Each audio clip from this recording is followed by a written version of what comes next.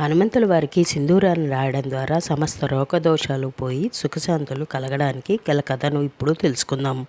ఓసారి సీతమ్మ తల్లి పాపిడ బొట్టును పెట్టుకొనుట చూసి హనుమంతుల వారు ఈ విధంగా అడిగారట, అమ్మ మీరు ఎందుకు ఈ సింధూరాన్ని ధరిస్తున్నారో అని. అప్పుడు సీతమ్మ తల్లి చిరుమందహాసంతో ఈ విధంగా అన్నారట, ఈ పాపిడ బొట్టు ద్వారా నేను రామప్రేమను పొందుతున్నాను. రామయ్యకు ఈ బొట్టు అంటే ఎంతో ఇష్టము అని చెప్పారట. అది విన్న హనుమంతుడు తన వంటి నిండా సింధూరాన్ని రాసుకున్నారట.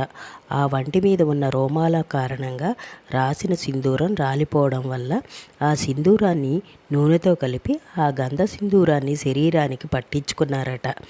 ఆ అమాయకపు పని చేసినటువంటి హనుమంతుని చూసి రాముడు ఆనందంతో వరమిచ్చారు. ఈ రూపంలో ఎవరైతే నిన్ను సేవిస్తారో వారికి నేను ప్రసన్న